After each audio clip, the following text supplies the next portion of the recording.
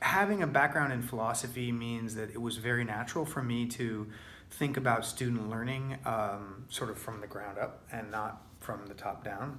And when I say ground up to top down, what I mean is, I think a lot of teachers, and I think when I first went into this, a lot of teachers make what might be a reasonable but unquestioned assumption, namely that if a student gets a grade on a test, that means they have learned what I taught them.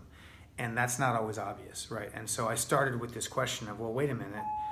Okay, so I know that the student can get a grade on this test. I saw this, so I had a whole year of working in Indianapolis public schools, in both a middle school and a high school in Indy, in a traditional classroom. Mm-hmm.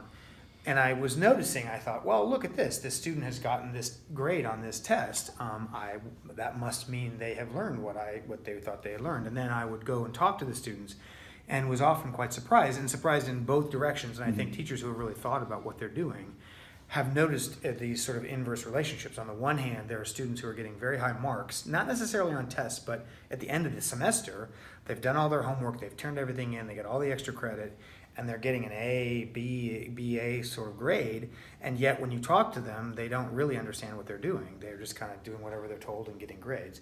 Conversely, you have some kids who never do any homework, who are just kind of kicking back, making trouble for other kids, but who are secretly kind of interested in math, have been learning a little bit and trying to figure things out when they're motivated, and they're making real progress, learning things, but their grade is just in the tank. And so you see this fact that the kids who are learning are actually getting the lower grades than the kids who aren't learning. So that's kind of so when I came here, I was introduced to our model of grading, and I was told that we should think about grading not in terms, so the big difference is not in terms of work. You're not grading a quantity of work. What you're grading is an ability to do something.